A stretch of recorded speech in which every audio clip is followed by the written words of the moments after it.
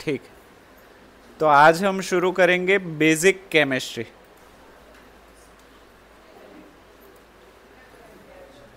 अच्छा, basic chemistry की अगर हम बात करें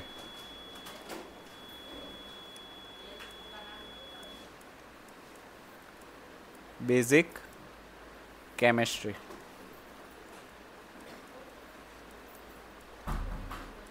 अगर बेसिक केमिस्ट्री की बात करें तो तुम लोग सोचते क्या हो, केमिस्ट्री मीन्स व्हाट?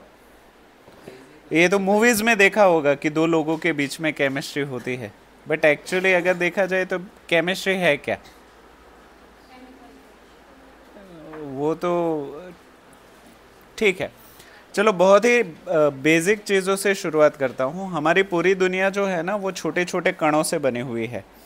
अगर पृथ्वी की बात करूँ तो हमारे पास अभी फ़िलहाल के लिए 118 एलिमेंट्स हैं। कितने हैं? 118। उसमें से 92 या 94 तो नेचुरली ऑकरिंग है, बाकी सारे हमने लैब में बनाए हैं। जैसे आयरन मैन टोनी स्टार्क ने नहीं बनाया था एक एलिमेंट, वैसे ही हमने कई सारे एलिमेंट्स बनाए हैं। 94 हमारे नेचुरल ऑकरिंग है। अगर उन एलिमेंट्स की बात करो ना, तो अगर उनको zoom zoom zoom zoom zoom करते जाओ ना तो उसके सेंटर में कुछ ऐसा दिखता है और उसके आसपास कुछ ऐसा दिखता है, राइट? अच्छा, यहाँ पे ना दो चीज़ें होती है।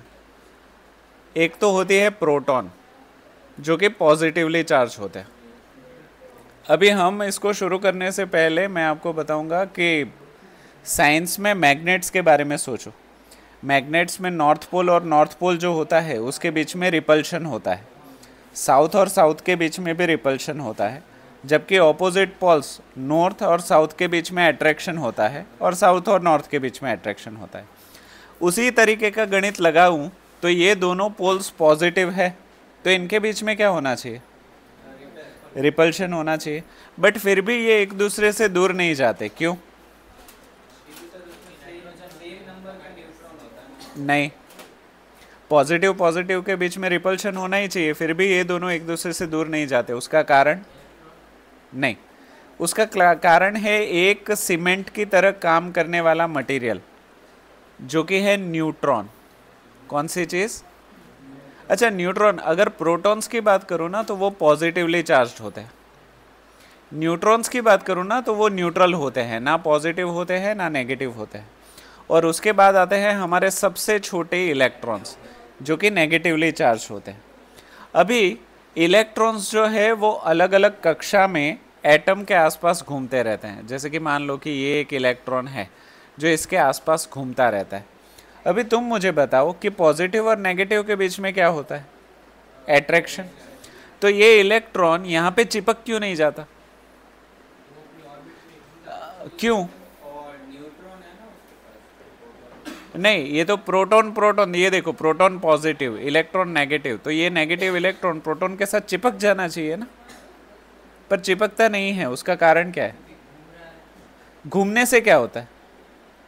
किसी भी चीज के आसपास, राइट, किसी भी चीज के आसपास गोल आकार में घूमते हो तो आपके ऊपर एक फोर्स लगता है जो आपको सेंटर से दूर लेके जाता है, राइट? उसके ऊपर लगता है सेंट्रीफ्यूगल फोर्स। अच्छा, ये जो सेंट्रीफ्यूगल फोर्स है ना, वो फिजिक्स में काफ़ी बड़ा यूनिट है, जबकि एटॉमिक लेवल पे सेंट्रीफ्यूगल फोर्स ना लगना बड़ी बेतुकी सी बात है, ऐसा हो ही नहीं सकता। बट हम यहाँ पे अंडरस्टैंडिंग के लिए मान के चलते हैं कि किसी भी चीज़ के गोल घूमने की वजह से वो बाहर की तरफ धकेला जाता है ना। आप लोग ही कोशिश करना कि आपने वो प्लेग्राउंड में वो गोल घूमने वाली चीज़ पे आप बैठे ही होंगे, तो जब वो गोल घूमता है तब आपके ऊपर बाहर की तरफ बल लगता है, फोर्स लगता है। तो ये समझ लो कि ये घूमने की वजह से बाहर की तरफ धकेला जा रहा है, और प्रोटॉन जो है वो पॉजिटिव होने से इसको खींच के रखने में कैपेबल है। ये दोनों ही फोर्स, अंदर वाला और बाहर वाला फोर्स, एक दूसरे को बैलेंस करता है, जिसकी वजह से वो एक ही शेल में घूमता रहता है। यहाँ तक चीज़ें सही जा रही है? अभी सवाल ये उठता है कि कितनी शेल्स होती है, आपको कोई आइडिया?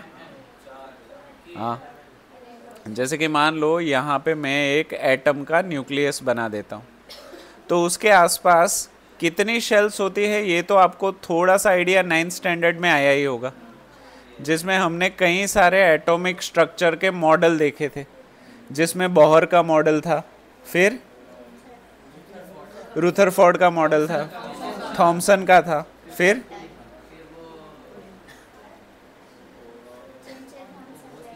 हाँ था ना, चैडविक का भी था नहीं कि उसने इलेक्ट्रॉन ढूंढा था, राइट ना, हर किसी ने कुछ ना कुछ ढूंढा था। अभी ये जो है ना, इन सबको बोला जाता है एनर्जी शेल्स। क्या बोला जाता है?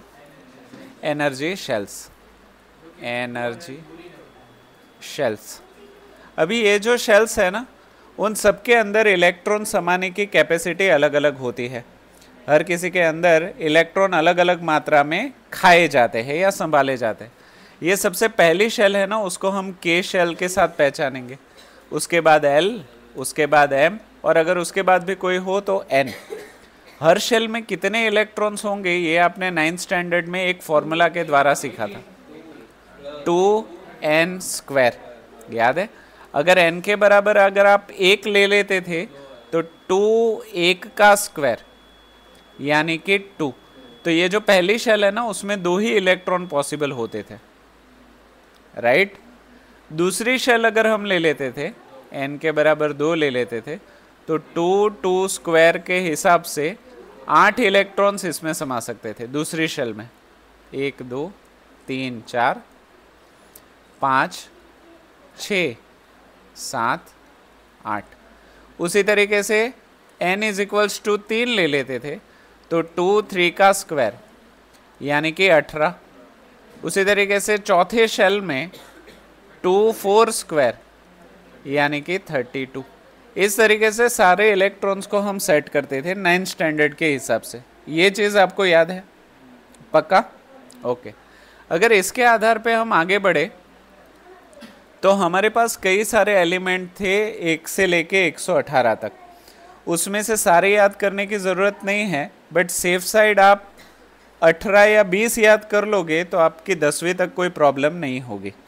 जिसको हमने एक गाने से याद रखा था, hydrogen, helium, lithium, beryllium, boron, carbon, nitrogen, oxygen, fluorine, neon, sodium, magnesium, aluminium, silicon, phosphorus, sulphur, chlorine, argon, potassium, calcium, scandium, titanium, vanadium, chromium, manganese, iron, cobalt, nickel, copper, zinc, gallium, germanium, arsenic, selenium, bromine, krypton. ये total 36 elements थे। इन 36 element की हम electron structure की बात करें तो आप याद करो, हाइड्रोजन से मैं शुरुआत करता हूँ। Hydrogen, right? हाइड्रोजन का रोल नंबर सबसे पहला था। इसका मतलब ये हुआ कि हाइड्रोजन के पास एक ही इलेक्ट्रॉन है। एक चीज़ तो आप याद रखो कि जितना नंबर हो उतने ही इलेक्ट्रॉन्स उसका है।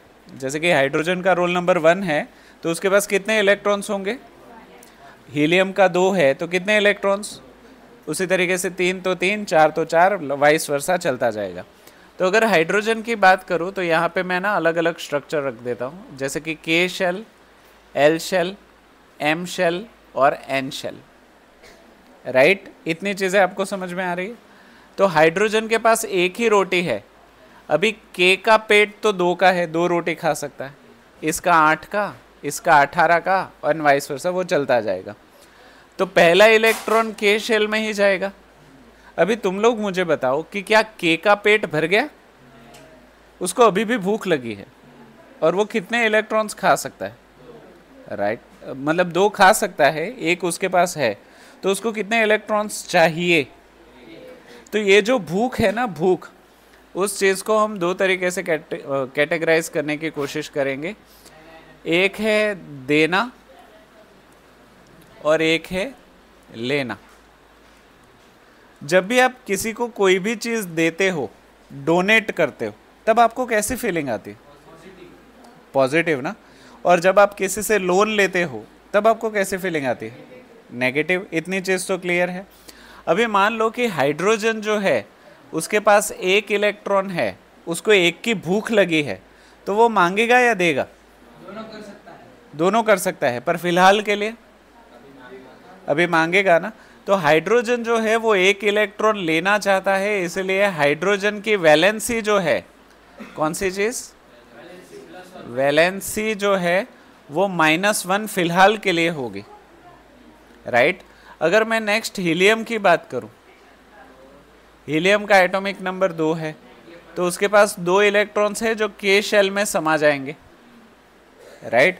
तो उसको ना भूख लगी है और ना ही वो उसको जितना है उससे सेटिस्फेक्शन है, तो ना वो कोई इलेक्ट्रॉन देना चाहता है ना ही वो कोई इलेक्ट्रॉन लेना चाहता है।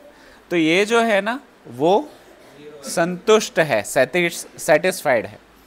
जब भी किसी एलिमेंट को सेटिस्फाइड देखो, ना वो इलेक्ट्रॉन देना चाहता है ना वो इलेक्ट्रॉन लेना चाहता है, तब ऐसे गैसेस को हम इनर्ट कहेंगे, ऐसे एलिमेंट्स को हम इनर्ट एलिमेंट कहेंगे।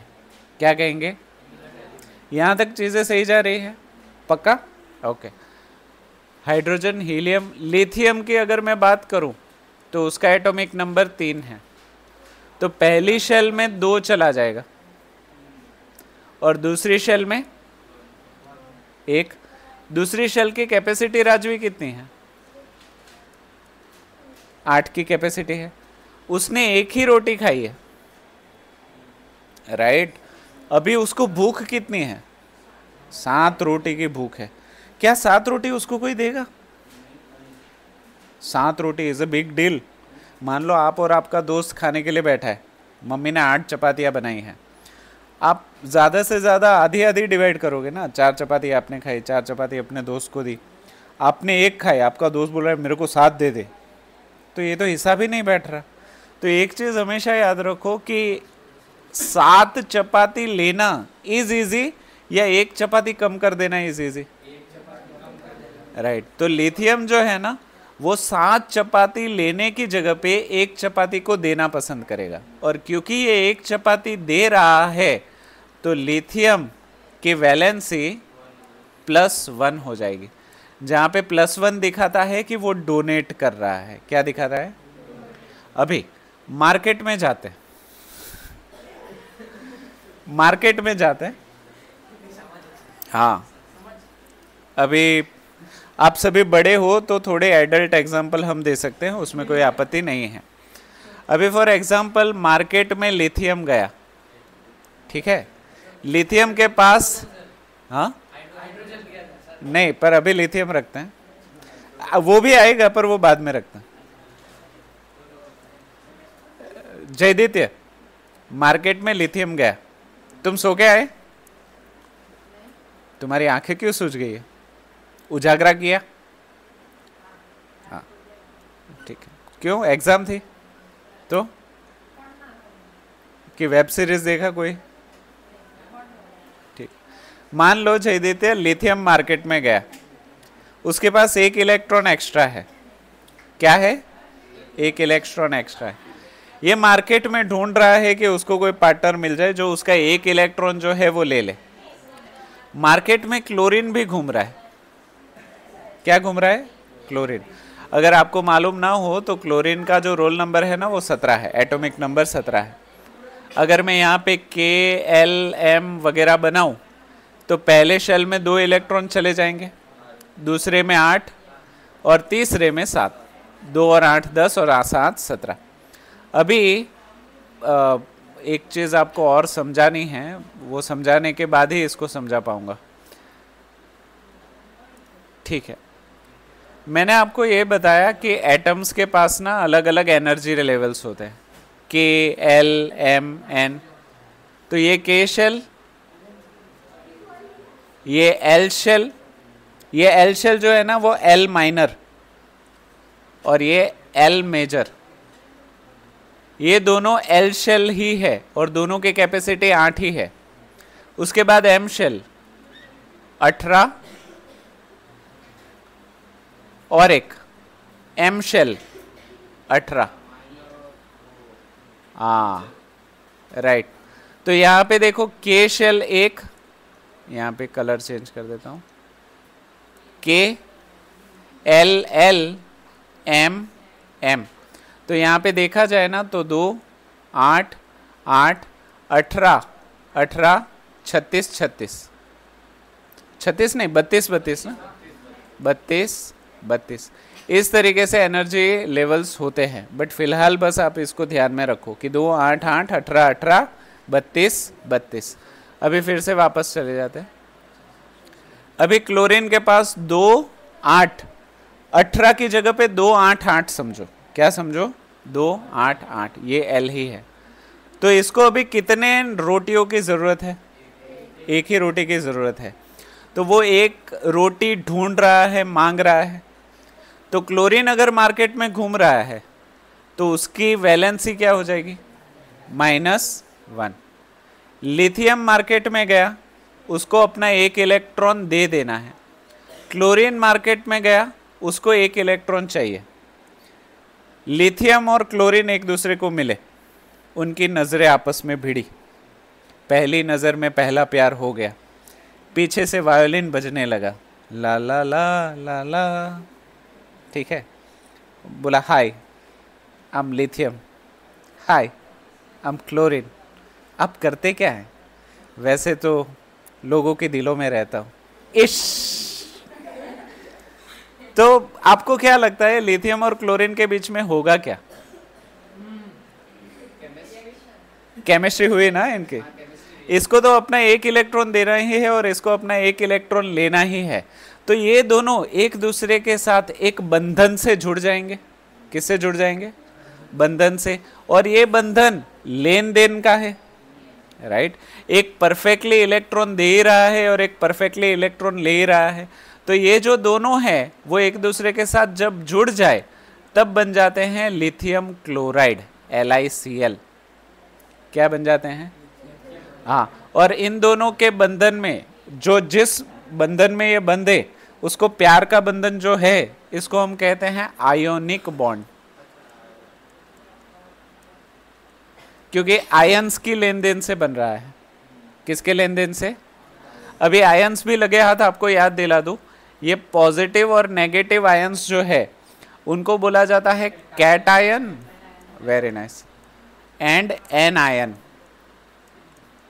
Cation stands for positive charge, anion stands for negative charge. इतनी चीज तो पता ही है, ओके। अभी चलो थोड़ा और आगे मार्केट में घूमते हैं। हाँ, अभी मान लो मार्केट में सोडियम घूम रहा है, ठीक है, और उसी मार्केट में क्लोरीन भी घूम रहा है, राइट।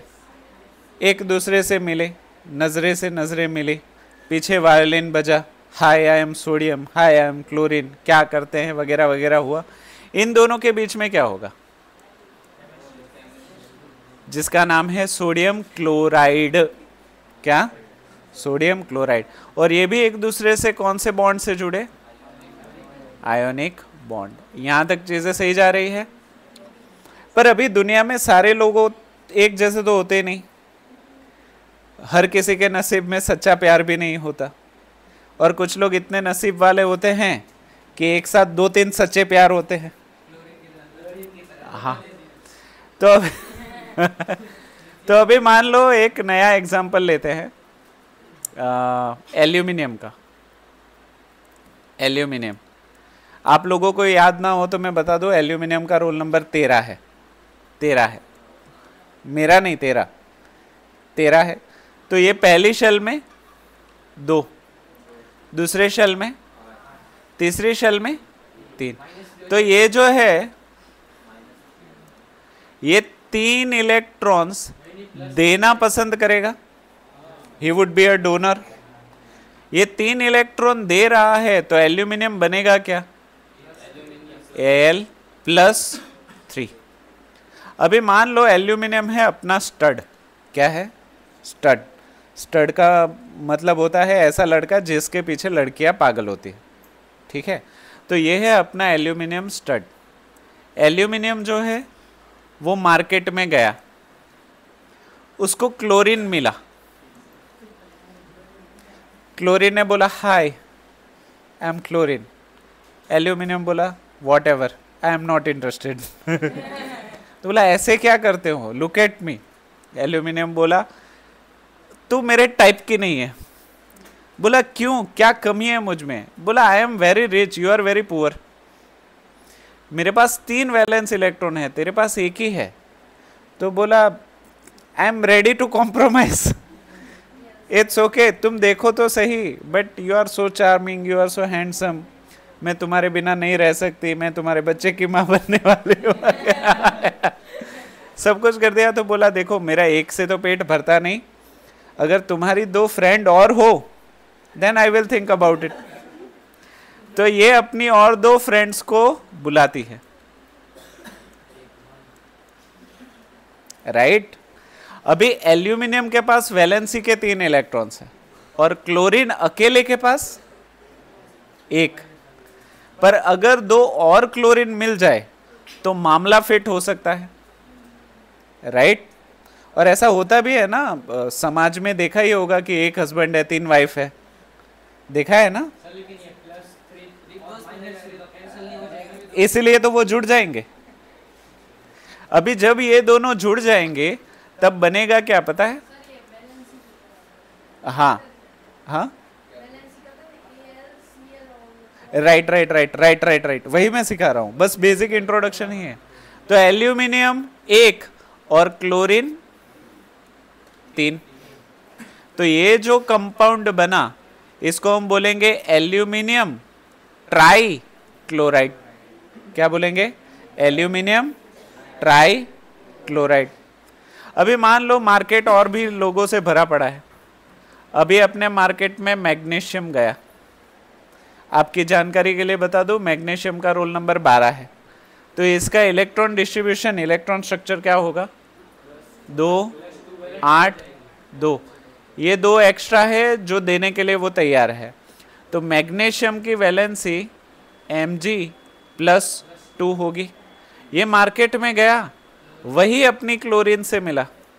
ये मार्केट में क्लोरीन अकेली क्या कर रही है मालूम नहीं, पर मान लो क्लोरीन मिला, क्लोरीन मैग्नीशियम से बोली hi I am chlorine whatever not interested, बोला प्लीज, तो बोला ठीक है और एक। तो क्लोरीन जब दूसरे जैसे क्लोरीन को लेके आएगी तब ये मैग्नीशियम इन 2 क्लोरीन के साथ सेटिस्फाइड हो सकती है। तो ये जो बनेगा जिसमें एक मैग्नीशियम होगा और उसको सेटिस्फाई करने के लिए 2 क्लोरीन होंगे, और इसको क्या बोला जाएगा?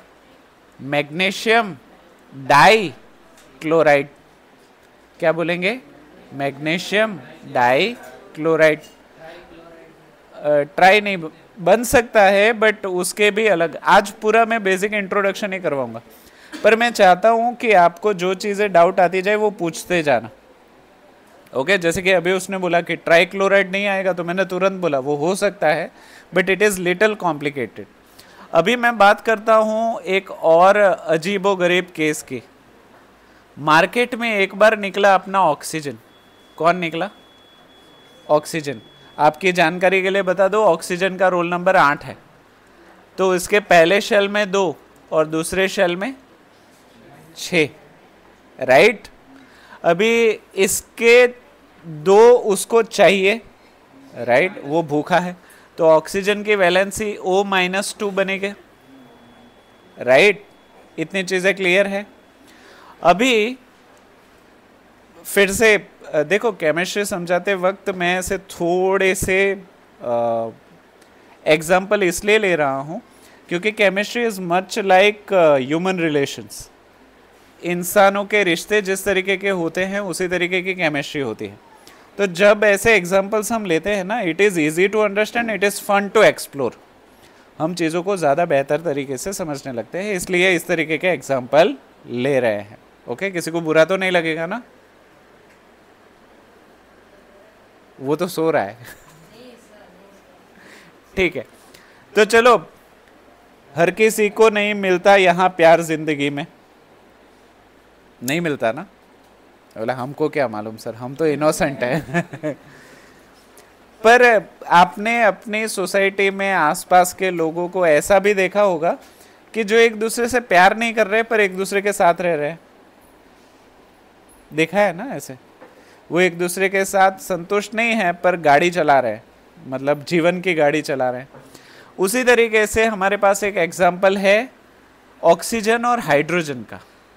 हाइड्रोजन के आपके जानकारी के लिए पता है कि रोल नंबर इसका 1 है, इसके पास एक ही इलेक्ट्रॉन है तो ये भी भूखा है, तो H-1 है। क्या है? H-1। ऑक्सीजन और हाइड्रोजन मार्केट में मिले। ऑक्सीजन बोला मुझे 2 चाहिए, हाइड्रोजन बोला मुझे 1 चाहिए। तो बोला कुछ तो करना पड़ेगा ना, कब तक ऐसे सिंगल रहेंगे, कब तक, कुछ तो गाड़ी आगे बढ़ानी पड़ेगी। ऑक्सीजन बोलता है देख मैं भी सिंगल, तू भी सिंगल, क्यों ना हम दोनों ही। अरे छे मैं ऐसा नहीं हूँ। तो बोला मैं भी कहाँ ऐसा हूँ, बट अभी कुछ है ही नहीं तो हम क्या कर सकते हैं। तो बोला ठीक है पर किसी को बताना मत। बोला ठीक है। तो ऑक्सीजन और हाइड्रोजन ने क्या किया, एक्चुअली तो उसको भूख लगी थी, उसको लेना है, बट क्योंकि अभी उसके पास कोई ऑप्शन नहीं है तो वो ऑक्सीजन के साथ ज़बरदस्ती जुड़ रहा है फॉर टेम्पररी।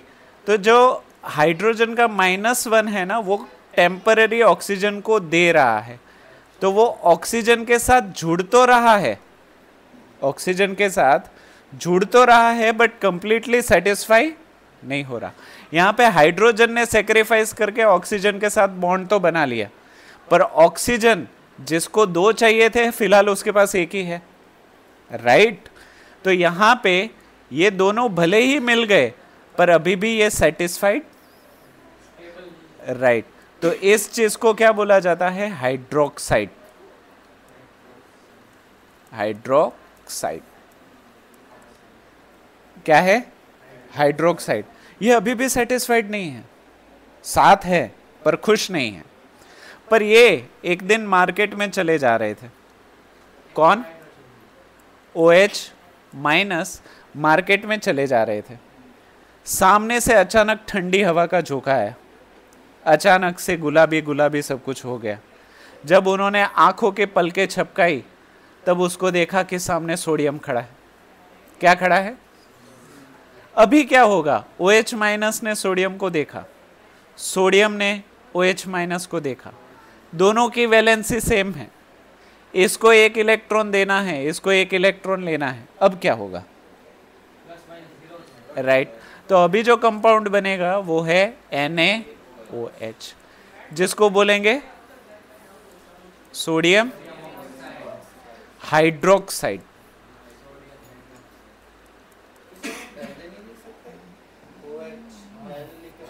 नहीं, हमेशा मेटल और नॉन मेटल में जैसे कि हम मम्मी का नाम आप लोगों ने देखा ही होगा, मम्मी के नाम के पीछे किसका नाम लगता है? शादी से पहले उनके पापा का और शादी के बाद उनके पति का। तो वो कभी ऐसे बोलती है कि नहीं मेरा नाम, मतलब पति का नाम क्यों दूसरा है, उसका पहले होना चाहिए, मेरा बाद में होना चाहिए। ऐसे होता है ना।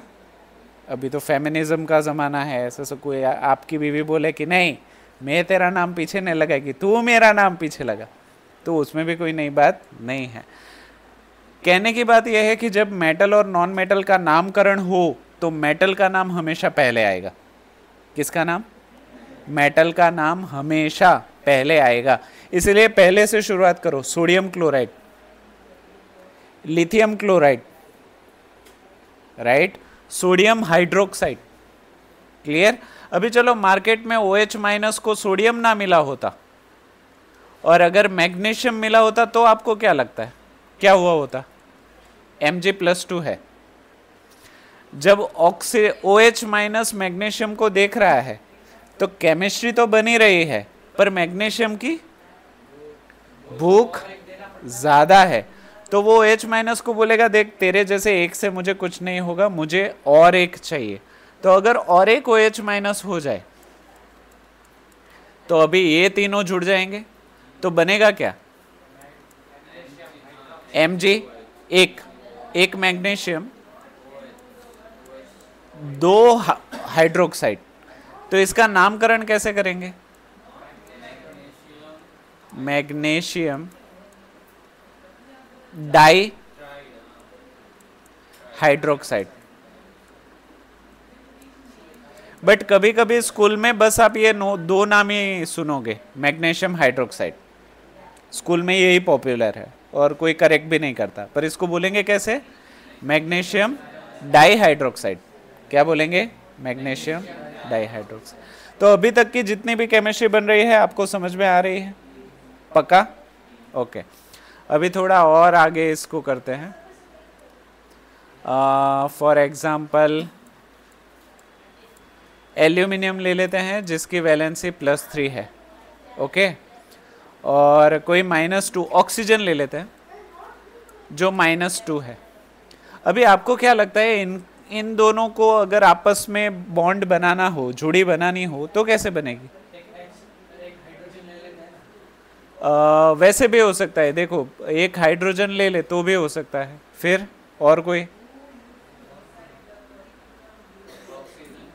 NaOCl भी हो सकता है, AlOCl। मान लो कि Cl-1 जोड़ दूं तो ये तीनों जुड़ सकते हैं, तो AlOCl ऐसा भी कंपाउंड बन सकता है, राइट? अलग अलग कई सारे कंपाउंड बन सकते हैं। पर मान लो कि मुझे दूसरे किसी को इंट्रोड्यूस ही नहीं करना, इन दोनों के बीच ही करना है, तो यहाँ पे कितने हैं? 3। यहाँ पे कितने हैं? 2। इसमें मैथ्स डालो। 3 और 2 का एलसीएम क्या होता है? 6 होता है। तो अगर 3 को 6 बनाना है तो मुझे और एक एल्यूमिनियम चाहिए होगा, और 2 को 6 बनाना है तो और 2 ऑक्सीजन चाहिए होंगे। अभी देखो ये दोनों और ये तीनों बैलेंस हो रहे हैं। अगर इनके बीच में रिएक्शन हो तो क्या बनेगा? एल्यूमिनियम 2 ऑक्सीजन 3, और इसका नामकरण होगा 2 एल्यूमिनियम, यानी कि डाई एल्यूमिनियम। Die aluminium. और यहां पे 3 यानी कि ट्राई ऑक्साइड।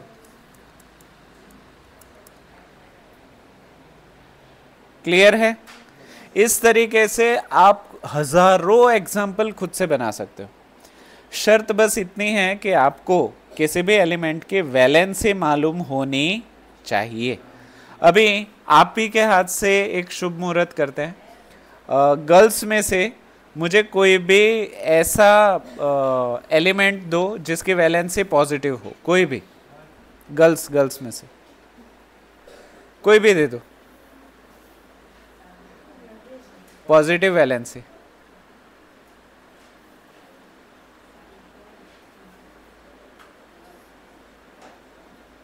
एक तो दे दो,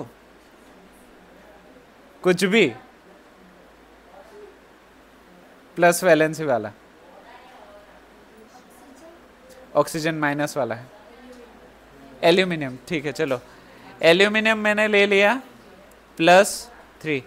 अभी लड़कों में से मुझे कोई भी एक ऐसा एलिमेंट दे दो जिसकी वैलेंसी माइनस में हो। ठीक है, Cl-1, ठीक है। लड़कियों में से और एक एलिमेंट दे दो जिसकी नेगेटिव वैलेंसी हो, एल्यूमिनियम, क्लोरीन के अलावा। ऑक्सीजन -2। अभी ये देखो -1, -2, -3 और यहाँ पे +3। इन तीनों को जोड़ना है तो मैं यहाँ पे इसको ऐसे जोड़ दूंगा, AlOCl, aluminium oxygen chloride. Aluminium oxygen chloride. इसमें से कुछ कंपाउंड स्टेबल होंगे, कुछ कंपाउंड अनस्टेबल होंगे। स्टेबल मतलब जो रह सकते हैं, और अनस्टेबल मतलब वो कभी भी टेम्परेचर बढ़ा, प्रेशर बढ़ा तो वो टूट जाएंगे, वगैरह वगैरह वगैरह। चलो और एक स्टोरी ले लेता हूँ। हाँ, वो भी मैं समझाऊंगा, मुझे बस याद दिलाना। लाइट शुरू है ना? हाँ। अभी मान लो कि मार्केट में ना OH- घूम रहा था और सामने उसको H+ दिखा, तो इन दोनों के बीच में क्या होगा? ये दोनों जुड़ जाएंगे। अच्छा, अगर ये दोनों जुड़ जाए तो हाइड्रोजन कितने हो जाएंगे और ऑक्सीजन? इसको पहचानते हो? राइट। अच्छा, H+ जो है ना, इसका नाम है हाइड्रोनियम, और OH- का नाम है हाइड्रोक्साइड। क्लियर? इतनी चीजें श्योर? इसमें कोई डाउट? ओके। अभी इसके आधार पे अगर आपको याद हो तो 9th स्टैंडर्ड में हमने कहाँ गया, हाँ ओके, इतने सारे एलिमेंट्स का इस्तेमाल किया था, याद है? इन सब से हमने 200 से ऊपर, तुम लोगों ने नहीं बनाए होंगे, पर 200 से ऊपर एलिमेंट्स बनाए थे, ठीक है? तो जो अभी नए स्टूडेंट्स आए हैं उनको भी एक रिक्वेस्ट है कि इन सब का इस्तेमाल करके आप हो सके उतने एलिमेंट्स बनाए, रिकॉर्ड तोड़े। रिकॉर्ड कितने का था? 217 का रिकॉर्ड है। हमने इन सब से 217 बनाए थे, 217 कि 270 17 217 बनाए थे हमने। बाद में धनुष ने कुछ 250 के ऊपर बना दिए थे।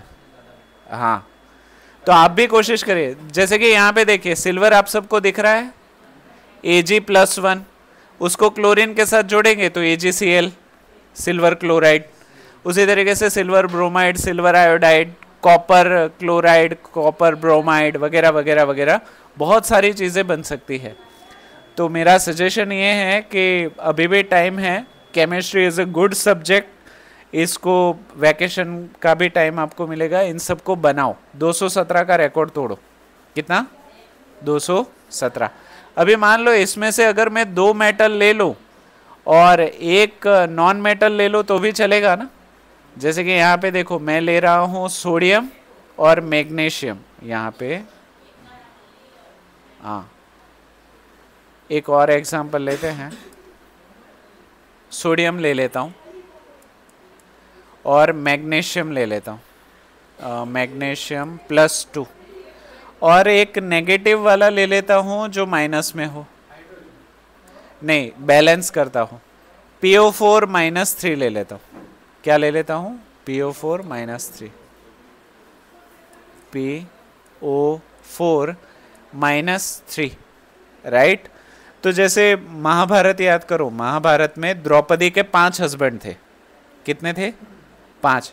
तो इसके 2 तो हो ही सकते हैं, कोई प्रॉब्लम नहीं है। तो यहाँ पे देखो +1 एंड +2 कितना हो गया? +3, और ये -3। तो ये दोनों अगर एक दूसरे के साथ मिल जाएंगे तो NaMgPO4, तो इस तरीके से भी कंपाउंड बन सकता है जिसमें 2 मेटल है और एक नॉन मेटल है। क्लियर? पक्का? ओके, थोड़ा और आगे जाते हैं। फॉर एग्जाम्पल हाइड्रोजन में 1 प्रोटॉन होता है, हीलियम में 2, लिथियम में 3, बेरिलियम में 4 वगैरह वगैरह वगैरह। अगर मेरे पास कोई ऐसा एटम है जिसके अंदर 36 प्रोटॉन है, कितने हैं? 36 नहीं करते, चलो 95 प्रोटॉन्स है। कितने हैं? हाँ, ऐसे 95 प्रोटॉन्स है। कितने प्रोटॉन्स है? 95 प्रोटॉन्स, और ये प्रोटॉन सारे पॉजिटिवली चार्ज है। अभी पॉजिटिव और पॉजिटिव के बीच में रिपल्शन होता है, ये चीज आप जानते ही हो। अगर इसमें 95 ही न्यूक्लियस हो, कितने? 95 ही न्यूक्लियस हो, तो न्यूक्लियस जो है वो सीमेंट की तरह काम करता है। तो 95 प्रोटॉन्स को 95 न्यूक्लियस पकड़ के रख सकते हैं कि नहीं रख सकते? फॉर एग्जाम्पल कोई गेम के बारे में सोचो जिसमें 95 प्लेयर्स हैं, उनको पकड़ने के लिए 95 प्लेयर्स दूसरे हैं उतने ही जितने ताकतवर, तो क्या उनको पकड़ पाएंगे? राइट। पर अगर यहाँ पे 95 की जगह पे 90 ही हो तो? हाँ, इन शॉर्ट जितने न्यूट्रॉन्स कम होंगे, जितने न्यूट्रॉन्स कम होंगे, एटम उतना ही अनस्टेबल होगा। कैसा होगा? अनस्टेबल। अभी मान लो ये 90 थे, ये 95 थे, अभी एक कोई पागल दौड़ के यहां से आया, ये भी न्यूट्रॉन ही है। कौन है? न्यूट्रॉन ही है, पर ये पागलों की तरह यहां से दौड़ के आया और इसके साथ टकराया। क्या लगता है क्या होगा? राइट। ये जो 95 है जो भागू भागू कर ही रहे थे, अभी वो पूरे 2 हिस्सों में टूट जाएंगे। हो सकता है ये 2 हिस्से ना अलग अलग कैटेगरी में टूटे, ये 65 में टूटे, ये 30 में टूटे। समझ रहे हो? तो अगर ये वापस से इसके साथ कोई न्यूट्रॉन टकराया तो ये वापस से टूट जाएंगे 30 और 35 में। और इस तरीके से अगर टूटना अंत तक शुरू रहे तब इसमें से बहुत सारी एनर्जी निकलती है। क्या निकलती है? बहुत सारी एनर्जी निकलती है। इस प्रोसेस को हम कहते हैं न्यूक्लियर रिएक्शन। क्या कहते हैं? न्यूक्लियर रिएक्शन, जिसमें न्यूट्रॉन जो है वो किसी अनस्टेबल एटम के साथ टकराता है। न्यूट्रॉन जो है वो किसी अनस्टेबल एटम के साथ टकराता है। उसके टकराने की वजह से प्रोटॉन्स बिखर जाते हैं और बिखरना शुरू रखते हैं। यूरेनियम, फिर प्लूटोनियम न्यूक्लियर बॉम्ब में इस्तेमाल होता है। तो इस तरीके से आप बॉम्ब बना सकते हो, ठीक है। पर शर्त यह है कि छोटे से न्यूट्रॉन को आपको मारना पड़ेगा। इतनी चीजें क्लियर है? पक्का? यहां तक कोई आपत्ति हो तो बताओ। पूरा बेसिक तो मैंने वैसे कवर कर लिया। बोलो बोलो, सब बाउंस गया या सब समझ में आया? हाँ बोलो बोलो। न्यूक्लियर रिएक्शन, न्यूक्लियर रिएक्शन मैं फिर से समझाता हूँ, देखो। हाँ हाँ, अच्छा वो तो उसके लिए तो तुम्हें पूरा वो इसमें जाना पड़ेगा, एच.सी. वर्मा के पास ट्यूशन लेने जाना पड़ेगा। एच.सी. वर्मा हमारे फिजिसिस्ट है और न्यूक्लियर फिजिक्स में उन्होंने काफ़ी, वो एच.सी. वर्मा यूट्यूब पे सर्च करना, वो फिजिक्स के पेपर सेट करते हैं। वो आईआईटी खड़गपुर से है शायद, आईआईटी खड़गपुर या कानपुर शायद। बहुत अच्छे, वो बूढ़े हैं, यहाँ पे टक्कल है और यहाँ पे सफ़ेद बाल है, एच.सी. वर्मा। हाँ बहुत होशियार है, उनके पास ट्यूशन लेने जाना पड़ेगा, वो तुम्हें बम बनाना सिखा देंगे। हाँ यूरेनियम, वो अनस्टेबल एटम है। अनस्टेबल एटम का मतलब समझिए, जिसके अंदर प्रोटॉन ज़्यादा हो, न्यूट्रॉन कम हो। अच्छा, हमारे पास ऐसे भी एटम है जिसमें प्रोटॉन कम है, न्यूट्रॉन ज़्यादा है। हाँ हाँ हाँ हाँ हाँ, फिर आइसोटॉप्स, आइसोबार्स, ये सारी चीज़ें आप 9th स्टैंडर्ड में सीख गए। आइसोटोप मतलब जिसकी टोपी अलग हो, याद है ना वो सब कुछ? मैं रिवाइज वापस नहीं करवा रहा, कि करवाऊँ? हाँ राइट, नहीं, जिसका एटॉमिक नंबर सेम हो और एटॉमिक मास अलग अलग हो उसको आइसोटोप्स कहते हैं, आइसोटोप्स। और आइसोबार मतलब हाँ वो उल्टा। क्लियर है? इसके अलावा बेसिक केमिस्ट्री में कहीं पे अटक रहे हो तो मुझे बताओ, तो आई कैन हेल्प यू।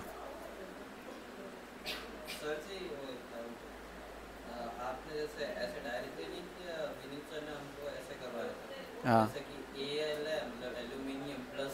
हाँ हाँ, Al यहाँ पे +3 लिखा होगा, फिर ऑक्साइड है -2 लिखा होगा, फिर यहाँ से क्रॉस मल्टीप्लाई किया होगा, बाद में लिखा होगा Al2O3।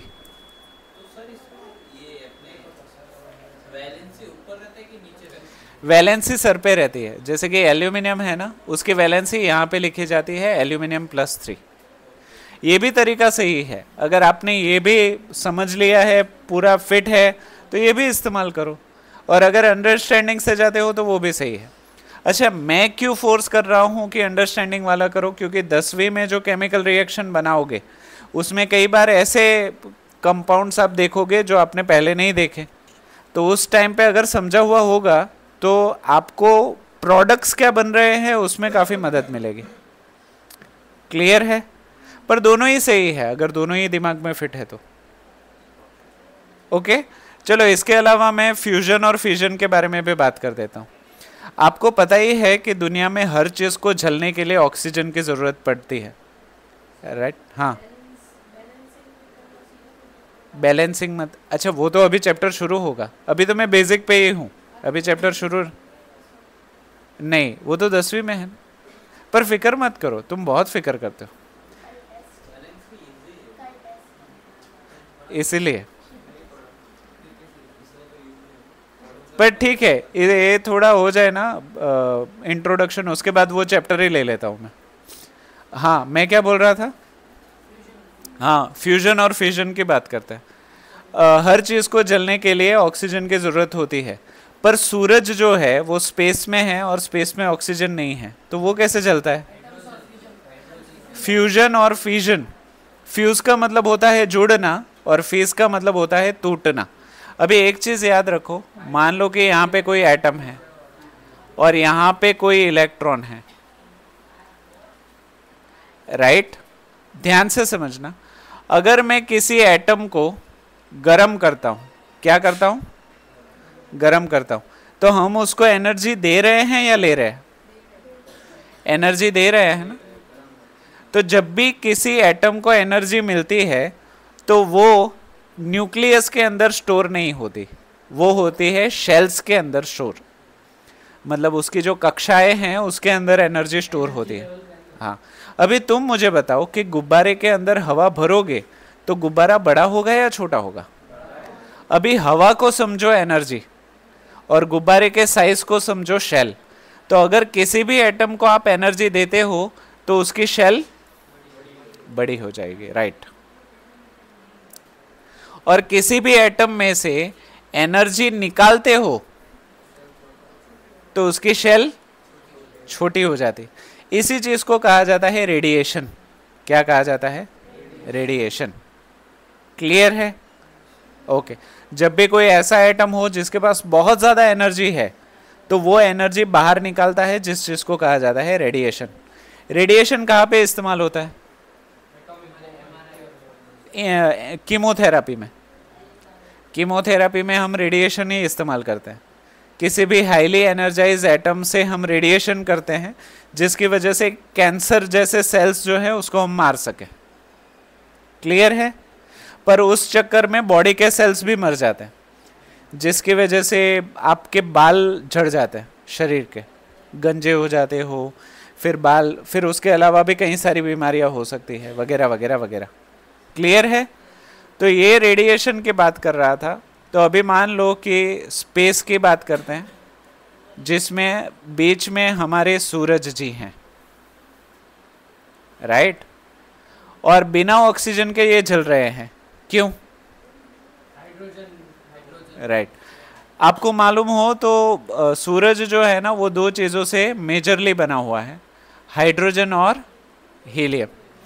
अभी हो क्या रहा है, दो हाइड्रोजन एक दूसरे के साथ मिलके हीलियम बना रहे हैं और हीलियम वापस से टूट के दो हाइड्रोजन बना रहा है, HH। ये प्रोसेस कंटिन्यूसली चलती रहती है जिसकी वजह से बहुत ज़्यादा एनर्जी बन रही है। ये प्रोसेस तब तक चलेगी जब तक सूरज का पूरा हाइड्रोजन कंज्यूम नहीं हो जाता, खाली नहीं हो जाता। हाँ, ये जो प्रोसेस है उसमें सूरज की साइज हर करोड़ों साल में बड़ी होती जाएगी। क्लियर है? ओके। अभी इसके अलावा आपका कोई डाउट है केमिस्ट्री का? पक्का याद कर लो एक बार 9th स्टैंडर्ड का। एटम क्या है पता चल गया, एटॉमिक स्ट्रक्चर क्या है पता चल गया, वैलेंसी क्या है पता चल गया, एटॉमिक नंबर क्या है, एटॉमिक मास क्या होता है? हाँ हाँ, एटॉमिक मास का मतलब होता है सम ऑफ प्रोटॉन प्लस न्यूट्रॉन। वो टेबल याद करो 9th स्टैंडर्ड का। नहीं, 10th स्टैंडर्ड में आपको मास ढूंढने जैसी कोई चीज़ नहीं करनी है, तो वो टेंशन नहीं है। इसमें आपको chemical reaction, balancing of chemical reaction, ये सारी चीज़ें करनी है। यहाँ तक कोई आपत्ति? आइसोबार्स, आइसोमर्स, फिर वो याद करो पॉलीएटॉमिक आयंस, जैसे कि OH माइनस है ना, वो पॉलीएटॉमिक है, इसमें दो एटम्स बन के एक आयन बना रहे, तो इसको पॉलीएटॉमिक आयन बोलते थे। फिर और कुछ जो आपके ध्यान में ना हो? ठीक है, तो ये बेसिक 9th स्टैंडर्ड का इंट्रोडक्शन था। अभी हम शुरू करते हैं 10th स्टैंडर्ड।